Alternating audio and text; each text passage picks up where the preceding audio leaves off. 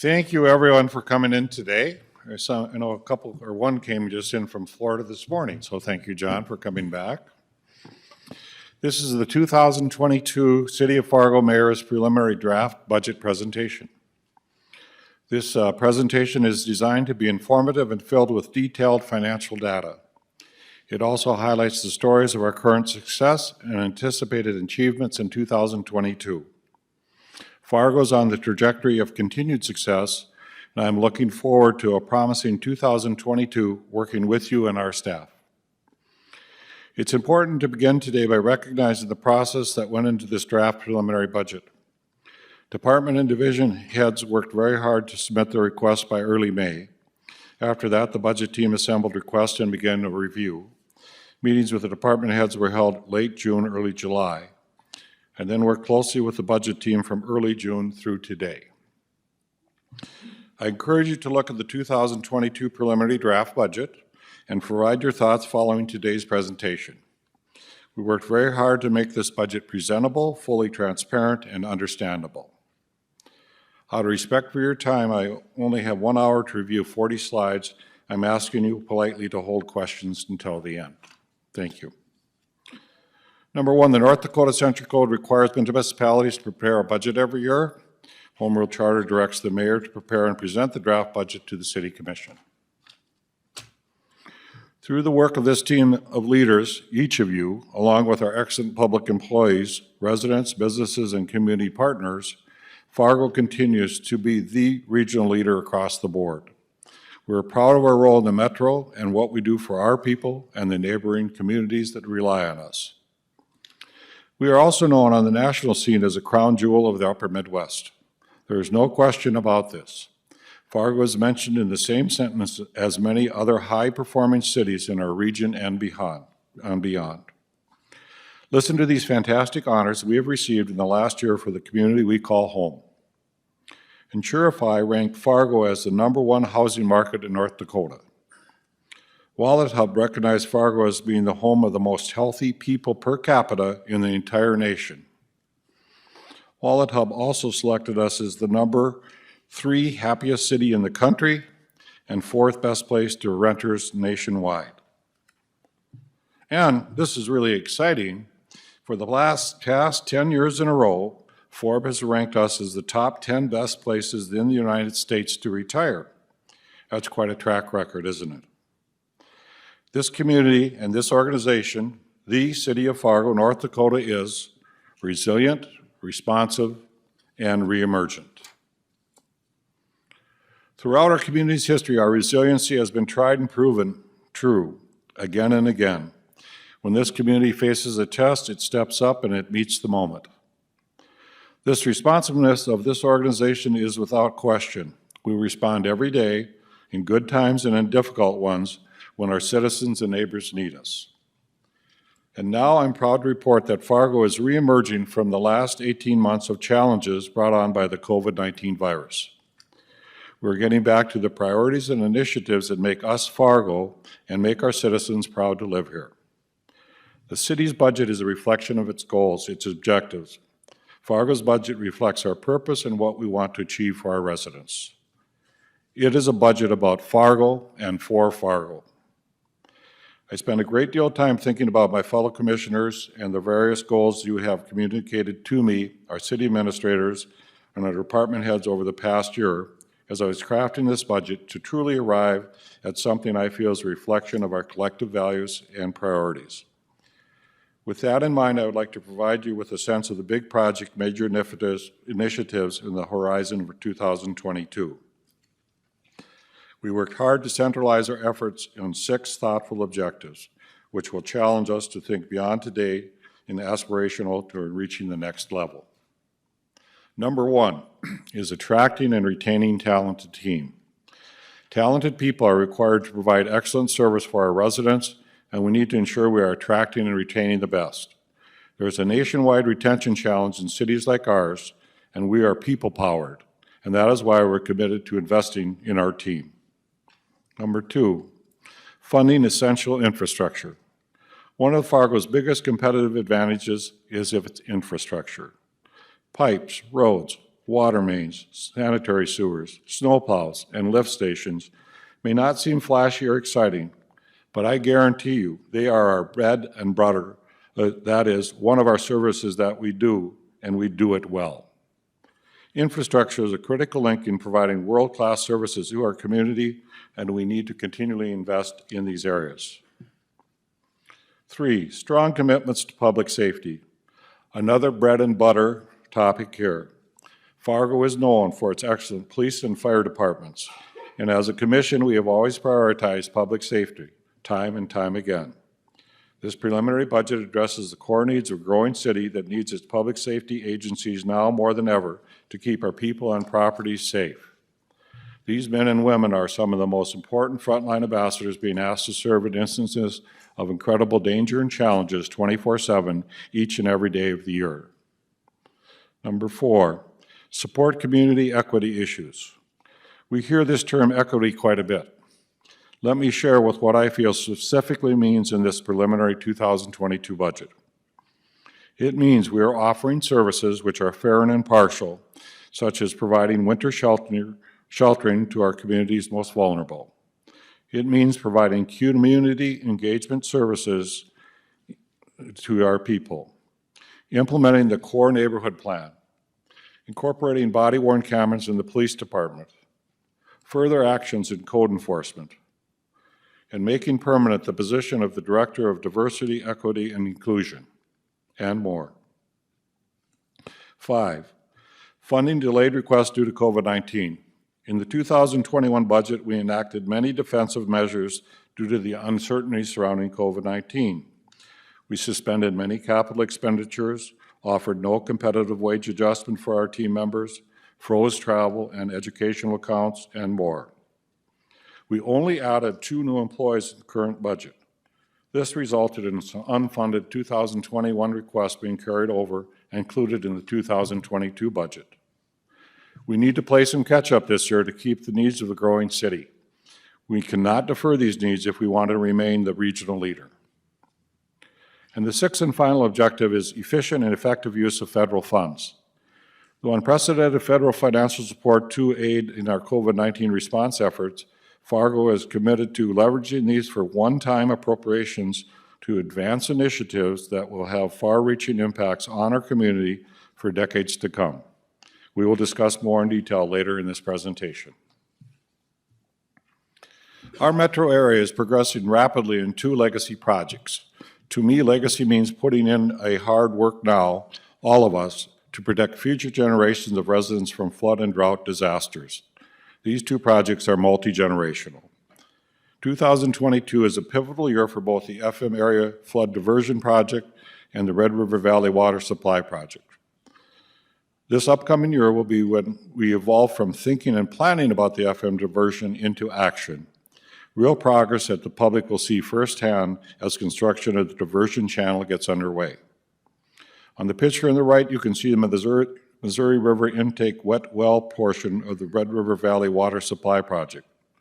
Now more than ever, we can see the need for permanent protection from droughts. In fact, analysis by the U.S. Bureau of Reclamation has shown that droughts similar to the one witnessed in the 1930s would inflict nearly $30 billion devastation to our metro area if that were to occur today. Delivering water from the Missouri River as our valley via Red River Valley Water Supply Project is the answer, and construction has already started in this project and will continue in 2022.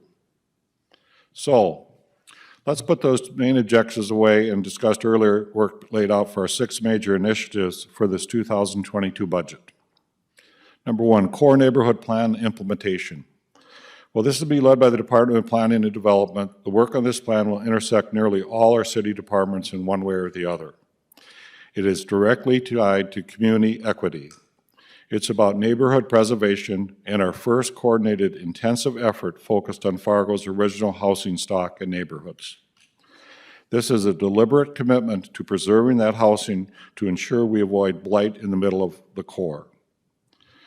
We want to leverage public investments with private dollars in a proactive way to enhance those neighborhoods and increase property values. A strong Fargo core means a stronger Fargo for everyone. Number 2, body-worn camera integration to the Fargo Police Department. This project will truly take our excellent police force to the next level and place it in the company of other high-performing police departments. It is critical for accountability for everyone, our public, our officers, and the media. It's important, however, also to remember this project will also replace all tasers in the department as well as all cameras in the city police cruisers and the police department headquarters interview rooms.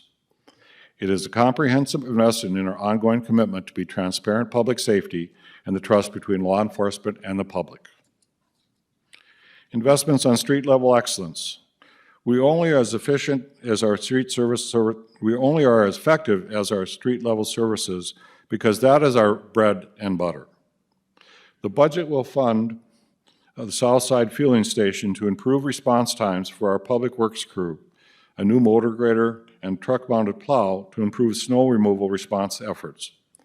We have some new street sweepers and additional police cruisers, just to name a few. Also, did you know we are just started using remote-controlled lawnmowers in our Public Works Department this year?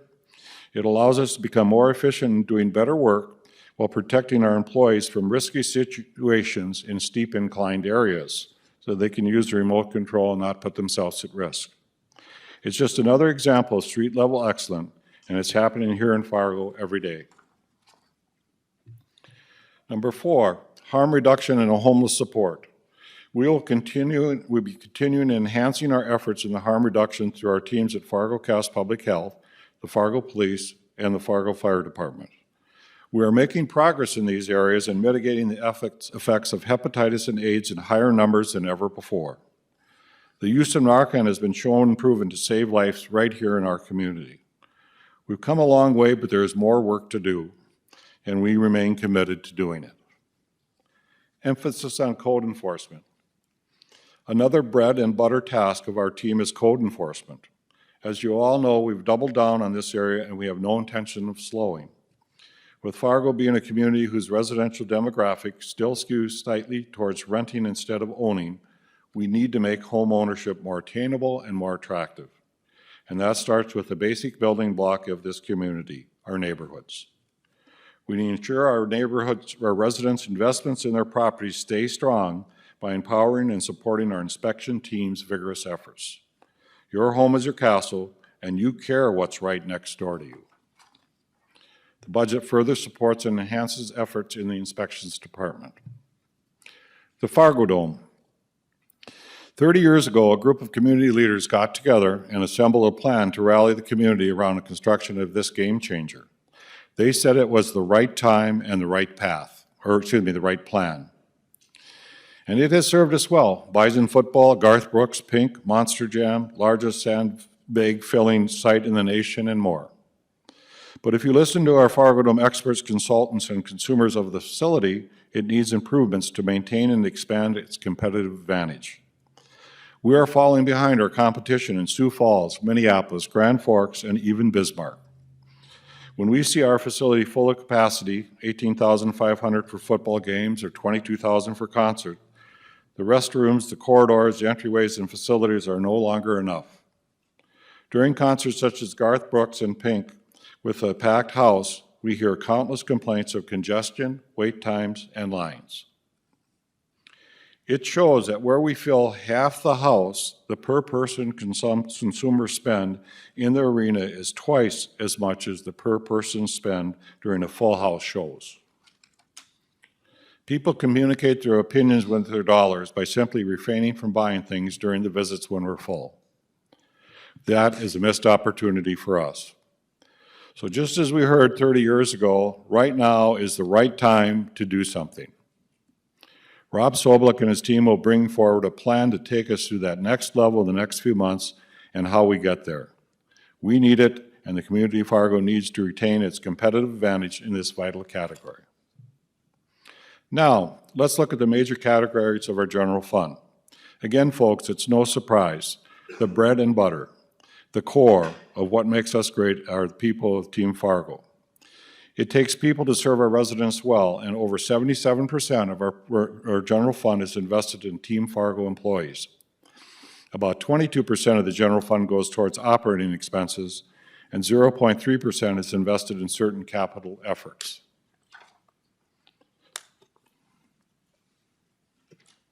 Let's discuss the personnel expenses section first.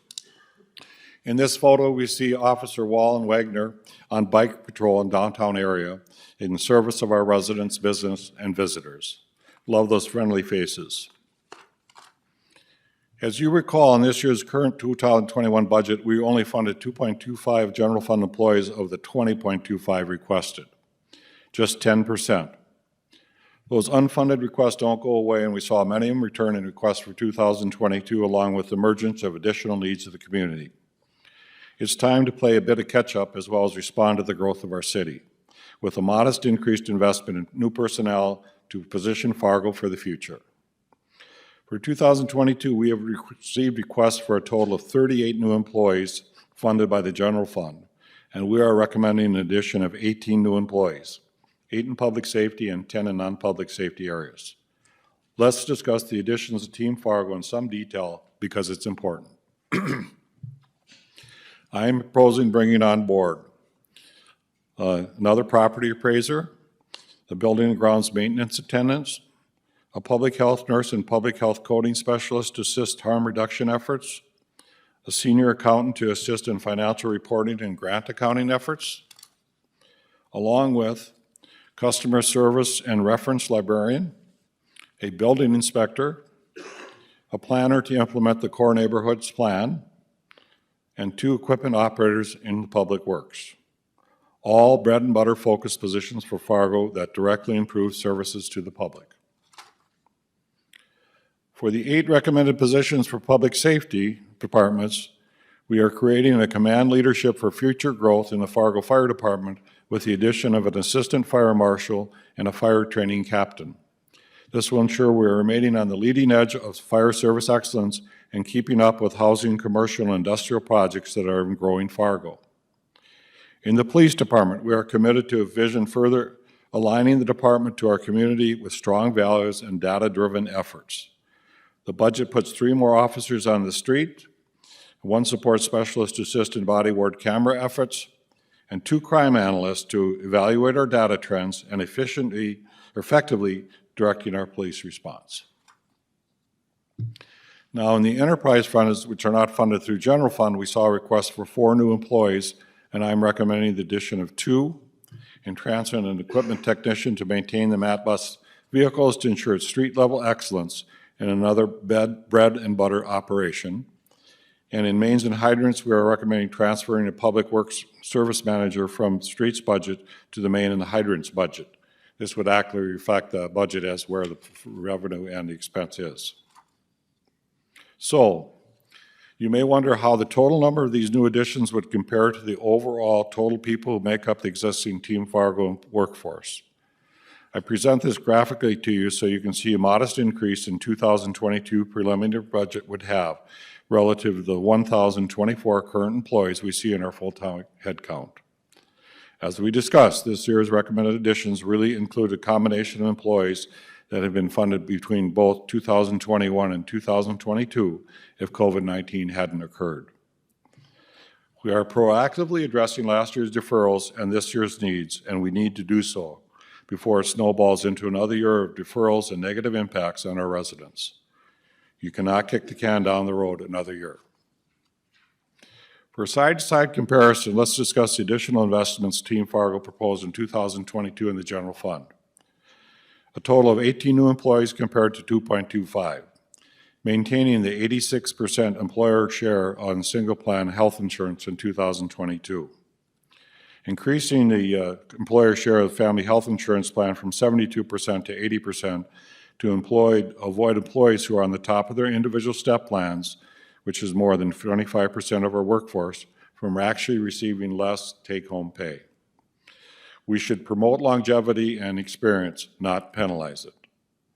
In contrast to the 2021 budget, which had no competitive wage adjustment, I'm strongly recommending a 3% increase for our employees in 2022. In addition, I'm supporting the nearly 95,000 reclassification request as recommended by the Fargo City's Position Evaluation Committee for inclusion in the 2022 budget. It is critically important to remain competitive as the regional leader in attracting and retaining the best and the brightest to serve Fargo. Our team matters, and these investments show that we understand their importance. In the slew of retirements coming in the short term, we need to put plans in place now to stay our current trajectory and attain growth potential. Now, let's review operating expenses section of our budget. In this photo, you'll see Tony, one of our server network technicians, performing maintenance on a piece of our core network structure. And we're so happy he keeps our system running. On this slide, you'll see the increases proposed with each department's operating expenses. Nearly 1.25 in addition are recommended for funding, which includes investment in network and server technologies, the Land Development Code Growth Plan update, maintenance costs with our soon-to-be-implemented public meeting agenda management system, and more. I will reveal more of the high-priced individual projects in the next slide. For deductions, we won't be requiring a lobbyist in a non-legislative year, so that item has to be eliminated by the administrative budget. We will continue with actively monitor and make modifications to reflect actual cost spent to budget numbers, which allowed us to reduce the budgets in the auditor and assessor's departments. We are seeing a lower incarceration cost, so that item has been adjusted downward. And we are improving the budgetary transparency of our SWAT budget costs by removing this from the general fund and placing them in a special revenue fund to eliminate the commingling of funds in this effort. Since SWAT receives funding from several other non-city sources contributing to this effort, we felt it most transparent to separate this from the general fund. The Fargo PD fully supports this effort. The net operating increases recommended for this section of the budget allows for $1.1 million. Here are some of the individual projects required increases with operating expense category. Operating costs have increased due to the addition of 2 new growth-related coverage areas. We have included $100,000 at the request of Public Works to utilize contracted snow removal in the industrial park. This will allow the staff to focus on new growth areas such as Amazon development in North Fargo.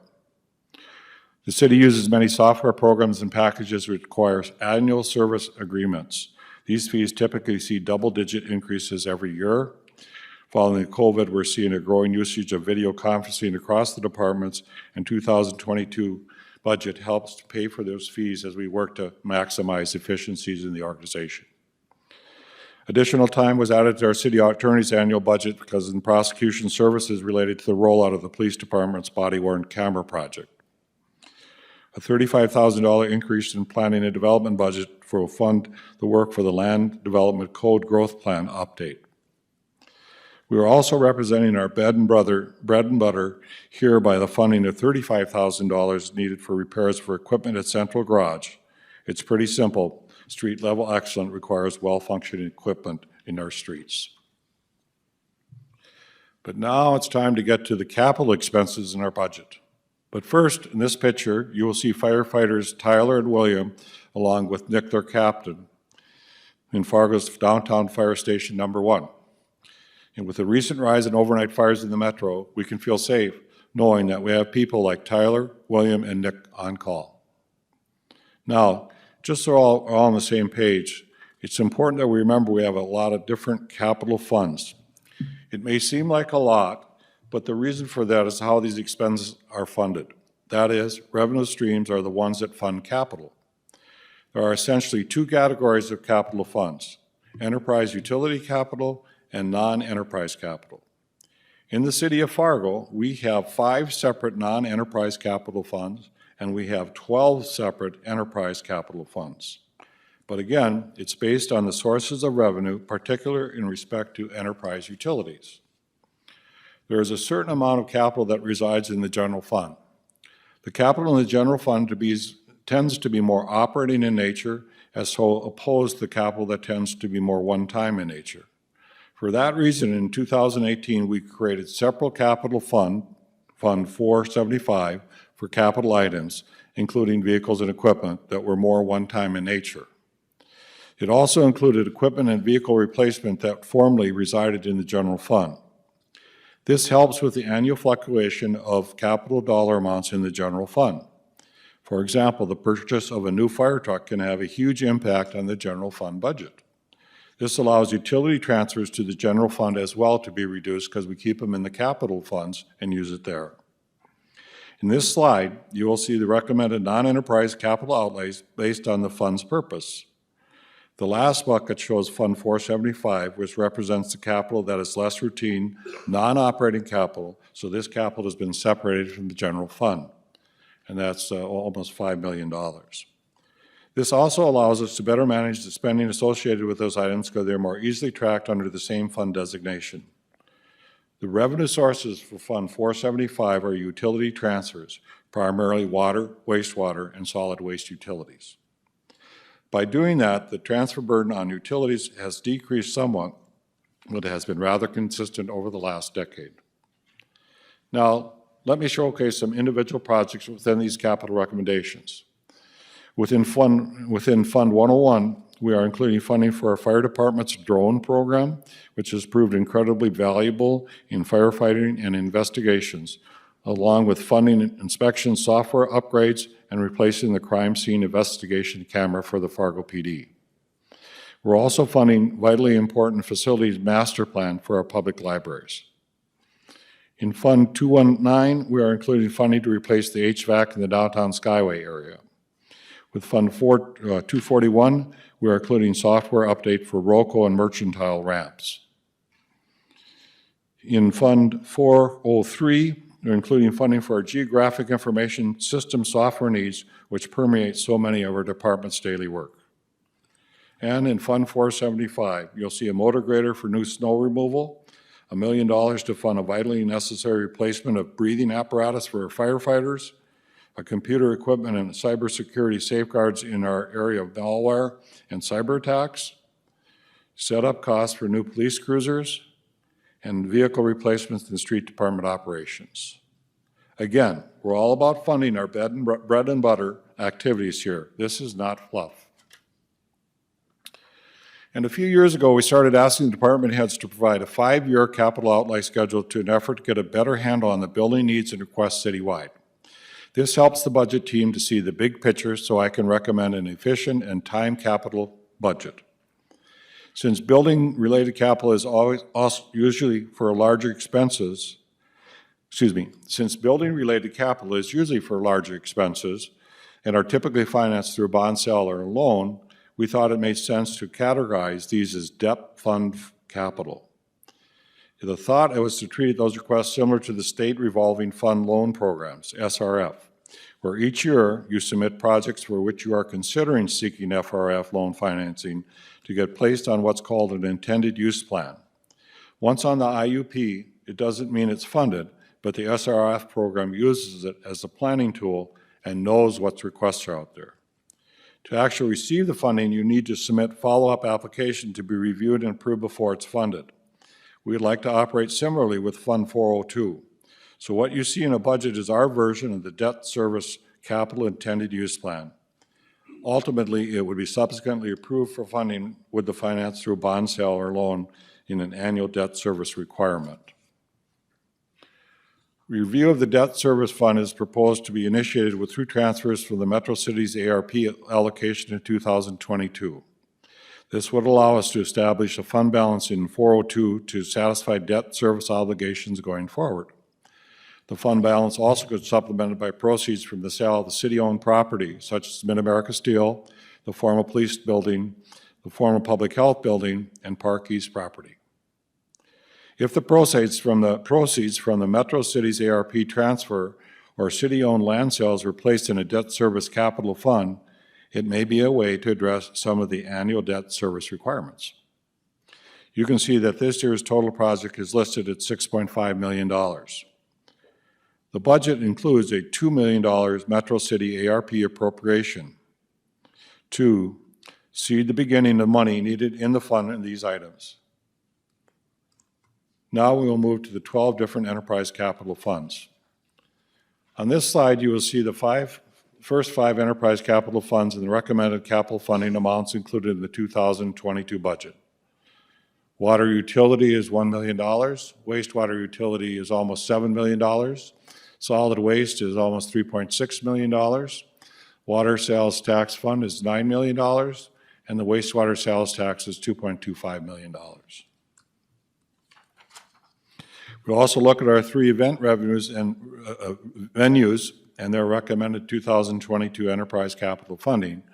The Newman Outdoor Stadium needs to have some repairs and upgrades. The Civic Center needs some work as well on its HVAC issues. And the Fargo Dome Fund has a request of $672,000.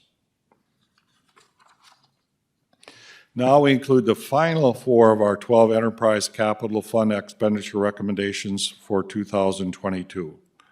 Stormwater utility is $1 million. Street and lights are $627,000. Forestry fund is $137,300, and the transit utility fund. As we talked previously, the City of Fargo received nearly $22 million in funding allocations via the Metro Cities and HUD portions of the American Rescue Plan. On this slide, you will see the recommendations to utilize about $13 million of those funds on important and impactful projects, which would positively benefit Fargo residents for decades to come. This includes capital to fund the core neighborhood projects plan, the site cleanup costs for Mid-America Steel property, replacing the city's core accounting and financial system, an engagement center with corresponding services for homeless residents, a new south side fueling station to improve efficiencies and response times to our residents in the growing south area of Fargo, sheltering activities, and an ultra-membrane build-out for the water treatment plant. The city also received Public Safety CARES allocation, and this budget includes spending about $1.1 million on the Fargo Police Department reorganization plan as presented by the police chief, facility repairs on concurrent interim downtown engagement center building, and upgrades on the emergency operations center's technology. The costs associated with each of these projects is reflected on this slide. On this screen now is a full roll-up of the general fund expense projections. The general fund is a summation of the costs associated with executing our daily bread and butter activities to provide the citizens of Fargo the services they need and deserve. This is a primary fund in which property taxes go towards, which is precisely why the budget team is laser focused on maximizing resident impact on the piece of budget. These numbers represent thoughtful reflection of overall budget themes and objectives discussed at the beginning of the presentation. The recommended 2022 budget is about $104 million. This is a graphic representation of what you just saw. This high-level executive summary clearly indicates that 77.7% of our general fund is devoted to salaries and benefits of Team Fargo. As I said before, and I'll say it again, we cannot forget in all these numbers that we are people-focused first and foremost. When I come to work every day I come to work here every day being so incredibly proud of Team Fargo and the services we offer to this community. I hope we never lose sight of just how fortunate we are to have this caliber of people who are serving our city. They are truly second to none. So now that we've discussed all the expense associated with our services, we'll show you our recommendations to pay for them in the revenue section of this budget presentation. But first, let me introduce you to Josie, who is one of our plant operators at the Fargo Water Plant Treatment Center. The work of people like Josie make our regionalization efforts possible and effective in producing multiple revenue streams to fund our operations on several levels. The table on the screen shows revenues estimated to be $104.5 million.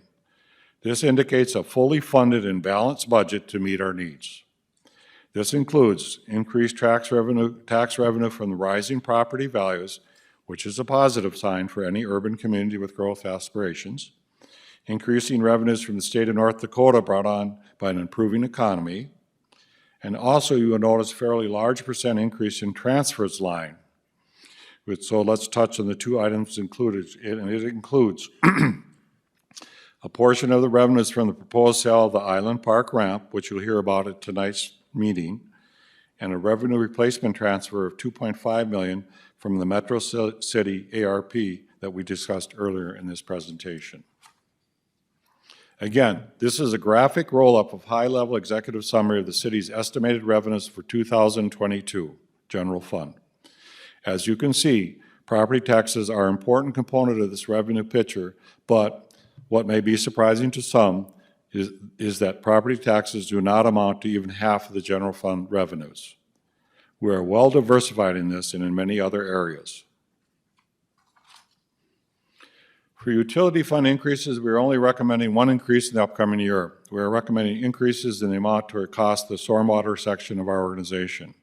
The change would result in a $1 per month increase of residential rates and a $3 per month increase with variables on the non-resident rate. There was also a request submitted by the budget team for an increase in streetlight section to expedite the LED streetlight conversion project. We decided to wait on this effort until we see the result of the ongoing bipartisan discussion in Washington on federal infrastructure bill. If this legislation is passed, we anticipate being especially relevant to this effort and could eliminate the need for future utility fee increase and incent get a grant from the federal government. So we're in a bit of a holding pattern on that for the next few months. The city has the ability to levy 64 mills to fund government operations, and we are currently utilizing 53 of those. I'm not proposing any increase in city mills in 2022 for the Fargo residents. The City Commission has a stable city mill levy history in the past several years, as shown on this chart. And in fact, the mills have been reduced 5.25 since 2013. I know oftentimes we dive into nuances of government expenses, and it sometimes can lead to an information overload. By this time in the presentation, I'm sure you're that way. But in consideration of the fact, I asked our finance team to conduct an analysis of a different view of our spending. That is, how much does it cost of local government to our taxpayers?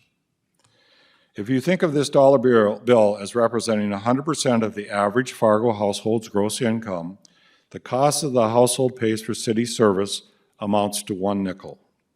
1 nickel. And in Fargo, perhaps it's a buffalo nickel, right, with the bison? But seriously, approximately 5% of the average Fargo household's gross income pays for city services. I'm proud to say that our residents of Fargo are getting their value out of this resilient, responsive, and re-emergent local government as we strive to meet and exceed our commitment to the community. During the next 10 days, I encourage you to review the draft of the 2022 budget with your liaison departments. Please discuss any suggestions, comments, or questions to our department heads and city administration.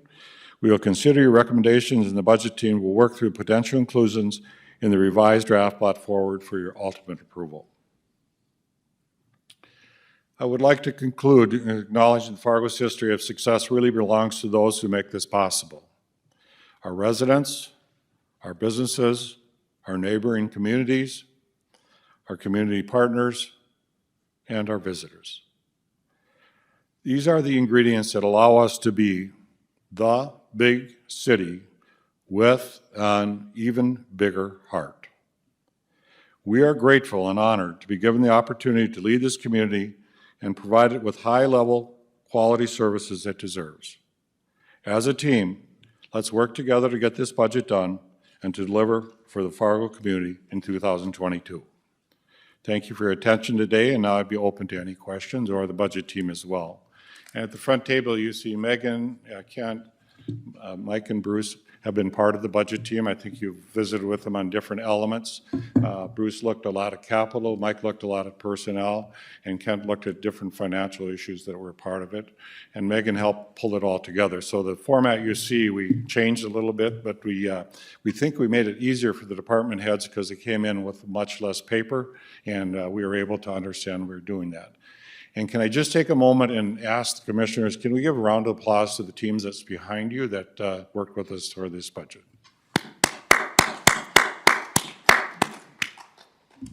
Questions? A lot to take in. John? Thank you, Mayor. I'm curious about the bigger picture of our employees and our workforce. I'm curious about the bigger picture of our employees and our workforce. Last year, we didn't have a cost of living increase. Some around us had as much as 3%. Meanwhile, the cost of living is escalating and skyrocketing. Are we, and there are some departments where we're having some transitioning of people where other people are scooping up our people. We train them, we bring them up to speed, and then neighboring cities hire them. How concerned are you about the stability of our and the morale of our workforce and the funding of it, knowing that these times are changing and the costs for the individuals are just skyrocketing? Well, you saw us address that in a couple areas, John, because we did a 72, 30, 28, where the employees had to pay more of their family health insurance, and in health costs have gone up 15 to 20%. So when they attempt to do that, when we tried to catch up and make it more 80-20, that's less cost to the employee. The single payer is at 86%. They're doing fine, but it's the families that we were concerned about. And initially, we were talking about a 3.5. We dropped it to 3 because of the adjustment in the health insurance.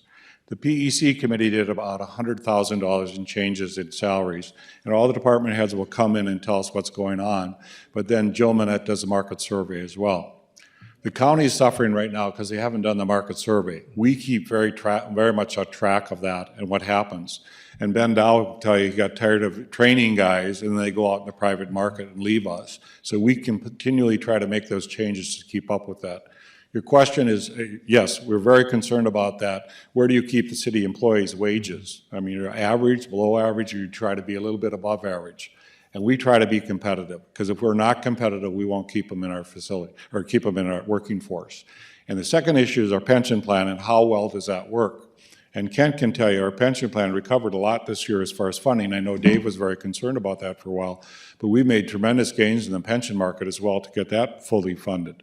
So it's kind of that combination of what's your health insurance, what's your wage, and what's your pension plan. And right now, Jill would say we're competitive, and she will look at anything that is what we say out of market. So we feel, the city of Fargo, which a lot of people in the community look at, are you guys in the market and at the right level? We think we are, but we will continue to keep our eye on that. And that's why these changes you see in this year's budget are there. Now, the county has to make up changes, but their wage is still low still. So they may do a 5% COLA, but they're not addressing the wage issue. So you got to address that wage issue. A COLA helps when you're at the top of your step, but the COLA is important to help us keep, as you say, competitive. Now, next year, we may have to consider a little higher. I don't know, because you and I both talked about this. What's going on with inflation and how is that going to be? But we're going to lose people to different employers if we don't stay competitive. That's the life we're in right now. It's a good thing to have, right? Because people in the community are getting paid better. So, thank you. Tony, no question? Yeah, I got a question. So with property taxes, we're talking about raising it 5.2%. I understand that the mills are staying the same, right? But since I've been here, the mills have gone down some 8 or whatever you said percent. But no, 9. excuse me, about 9%. We've dropped So- 58 mills down to 53 mills. So fair enough. They've gone down 9%. We've had years where they've gone up 8, 9, 10, 12, 13% year over year. And this year it's going up another 5.2%. So while the mills stay the same, property values are going up. So people are paying probably 30% more. Since I've been a commissioner, they're paying 30% more in property taxes. People are leaving the market. Young people are not buying homes. There are a lot of apartments. There are less new homes because people are seeing that they're being charged a tremendous amount in property taxes. A 5.2% increase in property taxes is no small amount.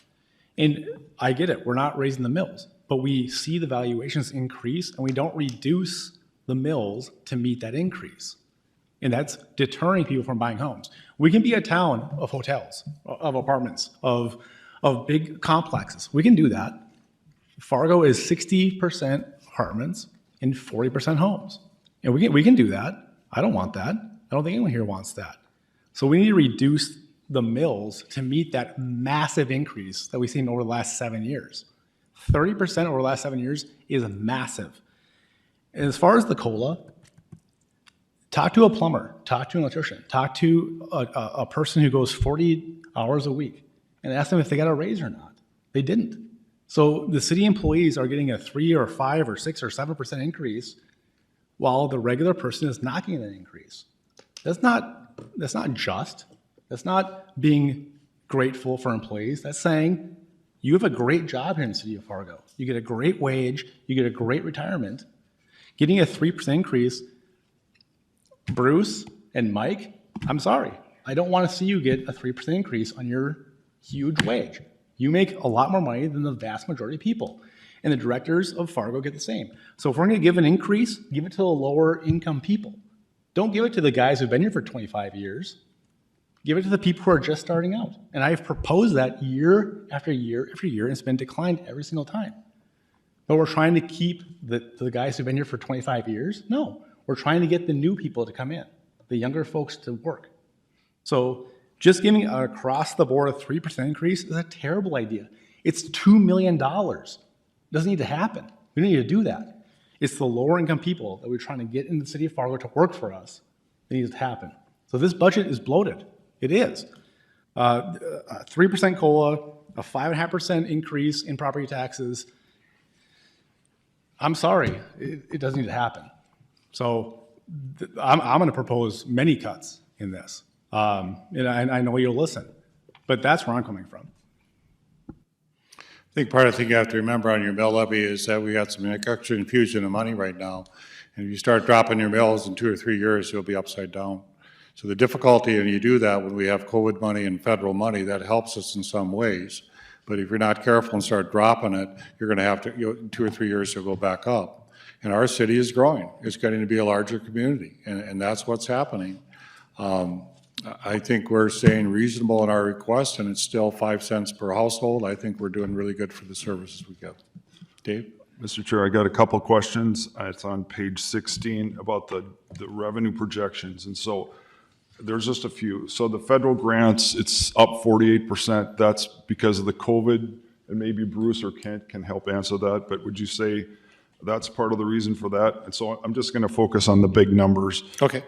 But that's the first one. And then the charges for services is down 16%. Maybe you can explain that one. And then the interest down almost 19%. And then transfers, to me, just to clarify that too. If you could do those four for me, either Kent, you or Mike, or Bruce, you want it, or what, Kent? Kent, go ahead.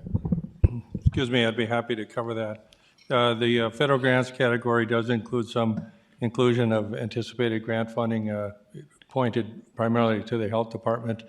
They have received COVID money in the past, and there may be opportunities for additional ARP funding, so we populated an increase there. The state share of revenues, we believe that this economy is in a state of recovery, both locally and at the state level. So we've included increases in our state aid distribution that comes from sales tax. We've also included and synchronized our highway funds money that comes from the oil and gas production out west as the price of oil has increased. So that's in line with what those state revenue projections are. With regard to charge for services, that has been decreased somewhat. We're working off a preliminary CIP in engineering. I believe that figure was about 75 million, and that's a little light from the level of effort that we've done in the past. We've also concluded construction on the water plant facilities, which we do charge an oversight fee on. So again, that's a bit of a moving target. That one was probably the most difficult to estimate. Can I ask, Kent, but it's down 16%. Is that something, is there a trend or something going on where services are going down? Can you talk a little bit more about that? Yeah, I mean, you folks are familiar with your annual approval of a CIP, and there's an approval of a CIP during this process for utilities as well. So, I mean, the preliminary CIPs, within the last couple of years, we're getting those at the time we have a budget adoption. In the past, we never got them until November or December. And so now we're just simply synchronizing the numbers to the level of effort. And in the case of engineering, for example, they have to estimate the number of new developments that may occur, a year out from now. That's a very difficult figure to synchronize to, and oftentimes it comes out better. Our trends in the last few years have been, we've been spending a lot of money in that CIP. Same with the utility CIP, we've had large expenditures in the water utility. We've built out that facility completely. That's down now and done. It's completed, so there wouldn't be any revenue derived there, although we'll be starting to work on and work has begun on the wastewater utility. So that's wrapped around a projection of what we think we're going to spend on infrastructure. Now, just to couch that figure a little bit, why we probably feel comfortable putting it that way, obviously the infrastructure funding bill may be moving its way through shortly. If there's a mass infusion of infrastructure money that comes from the federal sources, we would likely increase those CIPs to consume some of those funds based upon what our highest needs are, and that would drive that number to a higher level. So it's kind of a timing decision based upon what we populate in our revenue projection, and it can go up and it can go down, and based upon how we're seeing it right now, we're moving it down a little bit. Anything else on David you saw that you wanted? Okay. I apologize for having all those in a row, but to me, if you could just explain those a little bit. So interest being down and the transfers, because to me, the transfers, I think the average person, that's a little bit confusing, just where the money's being transferred from and to. Yeah, and I'd be happy to cover both of those. The interest income, if any of you have passbook savings or any type of cash reserves right now, you look at your balance and it's a few cents or a few dollars, unless you have millions of dollars in the kitty. We do have $1 million in the kitty. However, the rate is about 0.2%. Rates have fallen to historically low levels, and so you can see in 2021, we budgeted $3.2 million, and we're going to lower that figure a little bit at mid-year. In 2020, we were reasonably close, but rates have fallen substantially.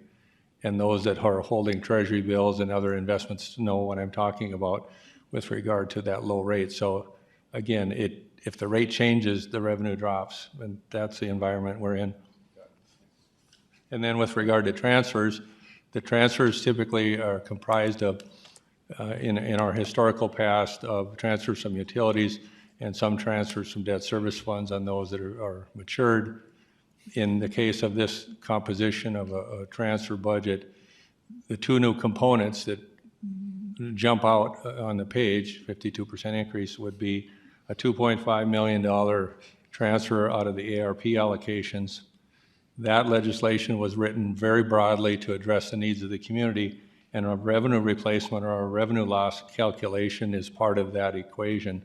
So we have the right to be able to take that ARP money and transfer it to whatever fund we want to based upon a revenue replacement.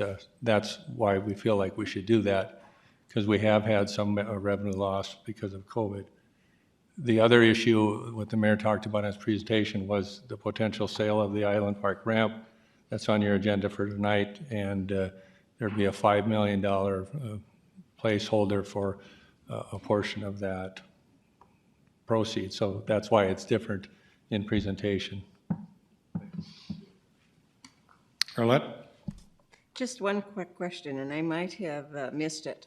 The American Rescue Plan Act, $12 million is being allocated. Looks like there's another $10 million somewhere. What's happening with that? Which slide are you on? I don't know. Are they numbered? This one? Proposed usage? Oh, Yeah, that yeah. one. Bruce, do you want to comment on that? Sure, thank you, Mayor and Commissioner. This is a draft proposed use of, for 2022, a use of a portion of the ARP funds being received, roughly 50% of it, and tried to utilize it over a wide variety of projects, topics, challenges. And so this is a draft proposal as part of the budget at this point, but it's roughly 50% of what we've been allocated. So the other 50%, no decision's been made at this point.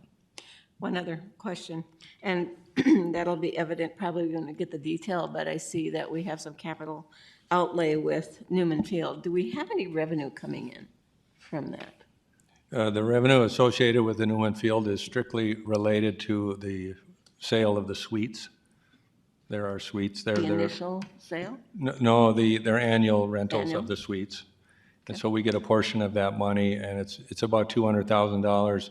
And in our contract agreement with the baseball Redhawks, they get a portion of that. So there's a very small amount of revenue that actually comes in net to the baseball stadium fund. And is that a separate enterprise fund? Yes, it is. Or- So Commissioner Pipcorn went out there and worked on the Red Hawk Stadium, and it's kind of combined with NDSU and us. Who's the other partner, the owners? Red Hawks. So there was a lot of maintenance that wasn't being done, and so he worked it out and kind of straightened all that up, and now they've fixed everything. Bruce did it with you? But anyway, it is a little different kind of ownership than we finally delved into maintenance and cost to keep it where it needs to be. Commissioner Carey. To his question, are we losing money on the Newman Center? Are we losing money on that? Excuse me? As a city, are we losing money on that? How much per year? Do we lose money on the Red Hawks? Is that what you're asking? I would say we don't lose money on the Redhawks, but we're not generating enough revenue to fully fund the capital component of keeping it in a state of good repair. So we're losing money. Okay. That was not my question, by the way. Come on. The Prairie Dog Fund, we were expecting $13 million per year a couple years back. What are we getting this year, and where's that going? Where's the The money? Prairie Dog Fund, we were expecting. Mike can answer that, I think. Oh, I'm sorry, Prairie Dog Fund, yeah. Either one of you want that?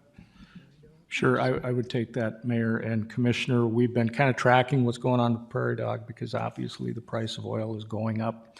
Production isn't quite tracking as quickly as everybody would hope, so we've been advised that we will see Prairie Dog come back, but planning for it in 2022 is not a good idea, but 2023, definitely we expect to see it again. So we got 2.5 million on the Prairie Dog Fund this last year. Which was not what we're expecting. We're expecting 7 or We're 8, expecting right? 13 million a year. Are we expecting that to bounce back next year? Not in 2022, in 2023 is what we're being advised to budget. And that'll be, as you know, Tony, for the infrastructure projects, basically, is to find that certain areas we can use that. And that was my concern, right? Because special assessments and the raise in property tax that we're taking from people, that was what I was hoping it would go towards. I understand that it's not what we expected, right? It's half or less of what we expected. So I can somewhat understand where you're coming from on this budget. Now, I want to point out really quickly that this $104 million that we're talking for the general fund is taking out the streetlights. What fund was that? It was you're testing my memory, but we took out $7 or $8 million and we put it somewhere else, and we call it something else besides the general fund. So we're saying 96 to 104, and we're saying that's what the number is. But we had a $104 million budget 2 years ago. So just to be sure that people know that we're not asking for a 5 or 6% increase. We're not asking for a 10 and 15 and 20% increase in our general fund budget over the last 3 years. So we're asking you to pay more property taxes. We're asking you to pay more in all these other taxes, utilities and all these other things. But the 104 number is very dishonest in my opinion, because we moved a lot of things out of the general fund. We moved to do a different fund. We're calling it something different, streetlights, whatever. So I want people to understand that. I'm gonna keep saying it year after year. Every year I'm here, I'm gonna keep pointing it out because it's been 2 or 3 years now we've been doing this. So part of the thing on that question Tony's bringing out, just for the general public to understand, is there's certain transfers that come out of the utility fund to the general fund. And what we've been trying to do is you'll get fluctuations in your budget according to how much capital you spend. You'll take more out of your utility funds to cover many of that. So we've tried to make it, as you can see in the budget, it's 77% personnel. There's very little capital in that in the general fund. We've been trying to move it to the capital funds to do that, so the funding then comes directly from the utilities. And I know it's complex because there's 12 and there's 5 and there's all sorts of money, all sorts of different places. But the reality is that should make your budget year more reflective of what's going on in your city budget on general fund, because you're getting a lot of the big capital purchases out of there. And so we're trying to do it to get it so it's more a reflection of what's happened yearly. So Tony, you were actually one of the ones that wanted to quit utility transfers, and we're trying to get it so it goes more purely into the capital fund. Commissioner Strand. Mayor, I'm going to take off on Commissioner Garrick's references to property taxes. And my thinking is this: I think a lot of us would benefit from a drilling down deeper into that category. When we say a 5.2% increase in property taxes, that's across the board. If we drill down further and find out how much is commercial, how much is single-family homes, how much is new property coming onto the tax rolls, if we could really see where this increase is coming from, it's not like everybody across the city is getting a 5% increase. But I think it would benefit all of us. That teeter-totter of mills versus levied, versus the mills applied to your valuations, it would help all of us to know better where those real increases are and have that categorized for us. I think because right now we just see a 5%, that's it. Commissioner Strand, you make a great point, because in our growth, when we see that, half of it is usually new growth, and then half is inflationary growth. So sometimes that 6% is actually 3 and 3.